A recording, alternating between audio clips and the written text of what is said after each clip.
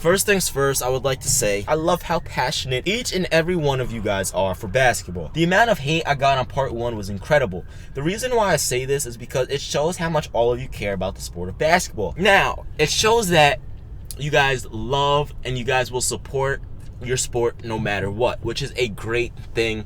It's good for basketball, and this is what basketball is about. I know you guys aren't soft. You guys know I'm not soft. So we can get heated in the comment section below, but at the end of the day, we still are a basketball community, and that's all that matters. So let's go a little bit more in depth to prove my statement further. Now, in my last video, I said Jordan was the better scorer. However, I would like to take that back. LeBron is definitely the better scorer. Throughout his career, Jordan averaged 30 points per game, while LeBron only 27.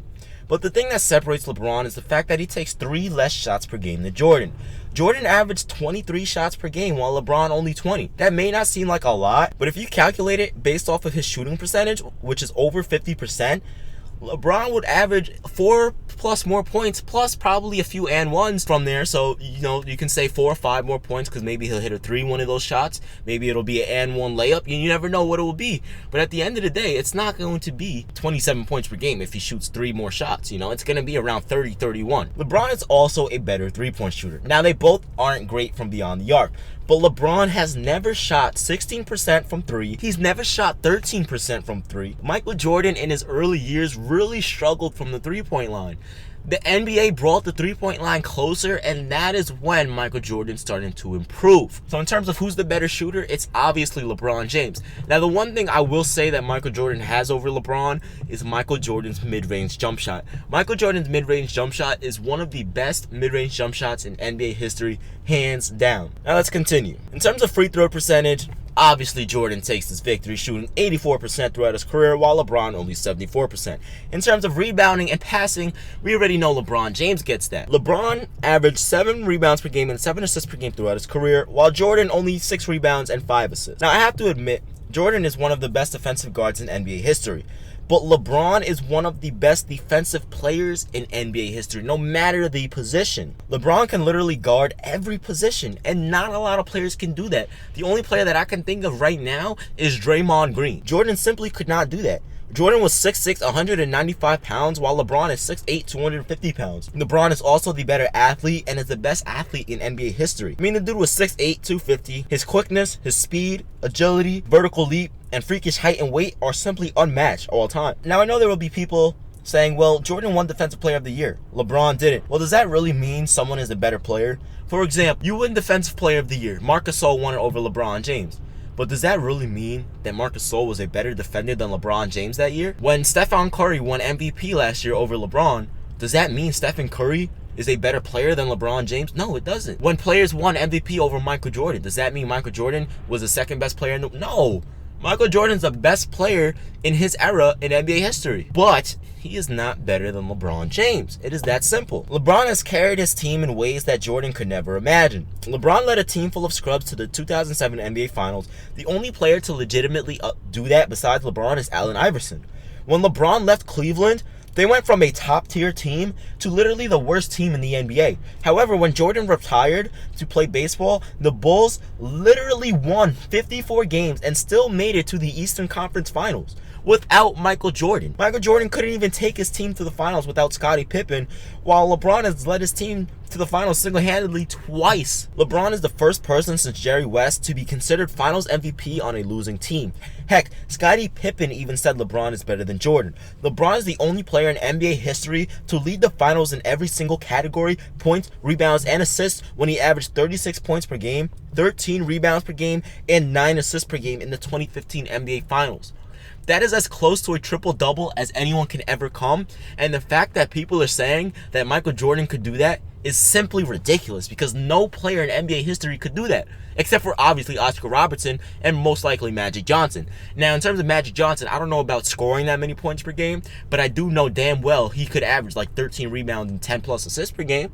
Same thing with Oscar Robertson. The difference between LeBron and Michael Jordan is Michael Jordan was a great scorer and a great defender. Same thing with Kobe Bryant. That is why I say Kobe is the closest thing to Michael Jordan, because LeBron exceeds Michael Jordan. LeBron James does every single thing on the basketball court. Michael Jordan simply did not do that. When LeBron James was off of the floor against the Warriors in the finals, his team shot 0 of 21 from the field. LeBron and Jordan are tied for the highest percentage of team points at 38% in the NBA Final. And for everyone saying, oh well, Jordan went 6 for 6 and that's better than 2 rings. Okay, so that means Bill Russell's the best basketball player of all time then. That obviously means that, because if you want to take that into consideration and then you want to say, oh well, Bill Russell's team was stacked. Okay, you want to take that into consideration, but you don't want to take into consideration that even when Michael Jordan left the Bulls to go play baseball, they still won 54 games and they still made the Eastern Conference Finals, and they probably would have made the NBA Finals if it weren't for Patrick Ewing.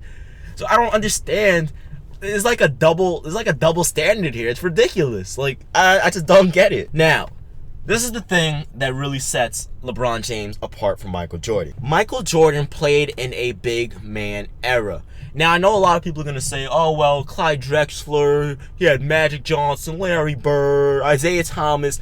First things first, Magic Johnson and Larry Bird were already out of their prime by the time Michael Jordan hit his prime. Second thing, Clyde Drexler really only had 5 great years in the league, and that was before Michael Jordan even hit his prime. Thirdly, people are going to say, oh, Gary Payton. Do you really consider Gary Payton one of the best players in NBA history? Honestly, when you compare, look at the competition LeBron has to go up against. Kevin Durant, he had to go up against Kobe Bryant, Tracy McGrady, Carmelo Anthony, Dwyane Wade, Vince Carter. The list can literally go on. And then so LeBron has to play defense on those guys, and at the same time, he's put up with scoring 30 points per game. And he still has to facilitate and run the offense. The amount that LeBron James does on the basketball court is unmatched in NBA history. And this is why I say LeBron James is the best basketball player of all time. And this is why I say you cannot compare LeBron James with Michael Jordan. People say, oh, Kobe's the closest thing we've ever seen to Michael Jordan. You're right. That is 100% true. Because Kobe and MJ are the same exact type of players. They are dominant scorers and they are dominant defenders. And that is it. While LeBron James is a dominant scorer, a dominant defender, a dominant rebounder, a dominant passer, he's a dominant every single category you can possibly think of. That is what I was trying to say in part 1. The only reason why I'm making a part 2 is because I did not really explain myself fully, and I feel like that was my bad. So I apologize for that. But now that I've explained myself properly, I would really love to hear what you guys think. And if you guys are going to hate, go ahead. Again, what I said, I love it because it just shows that you guys are passionate about basketball. But at the end of the day, there is no way in hell someone can literally sit there and argue with what I just put out.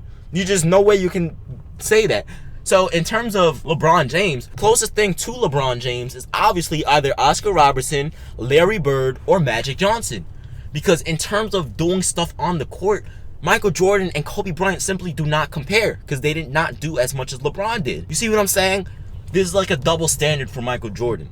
It's really ridiculous because without Scottie Pippen, Michael Jordan would have never won any championships. Because without Scottie Pippen, Michael Jordan has never been to the NBA Finals. And the same thing can be said without LeBron James. Without Dwyane Wade and Chris Bosh, LeBron wouldn't have won the NBA Finals.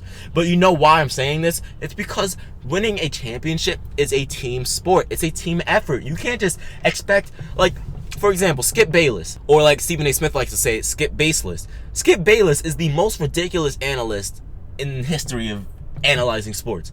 This guy said, besides the fact that he said a 50-year-old Michael Jordan would win, would beat LeBron one-on-one, the fact is, and first of all, Michael Jordan in his prime wouldn't even beat LeBron one-on-one. Simple fact is, Michael Jordan was 6'6", 195. LeBron is 6'8", 250. I mean, come on. But anyway, back to the point. The point is, you have people like Skip Bayless, and there's millions of Skip Baylesses around the world that are so biased towards Michael Jordan because he's the greatest thing they've ever seen. And humans don't like change. And I probably will be saying the same thing in 20 years when someone's better than LeBron James. Obviously, there's going to be a player eventually that's going to be better than LeBron James. But as of right now, there's no one better. But anyway, back on topic. When you have people like Skip Bayless that say if you put Michael Jordan on a team full of scrubs with Smush Parker and Kwame Brown and a whole bunch of role players like that, he's going to win an NBA championship. Are you kidding me? There's no way in hell he's going to win an NBA championship with them. And there's no way in hell LeBron's going to win an NBA championship with them. You see, I'm not delusional like a lot of Michael Jordan fans. I love Michael Jordan. I think he is the second greatest basketball player of all time. But that's exactly what he is. The second greatest basketball player of all time. He is not the best basketball player of all time because he does not do what LeBron James does. It's that simple. But anyway, thank you guys for watching this video, and as always, stay awesome and keep moving forward.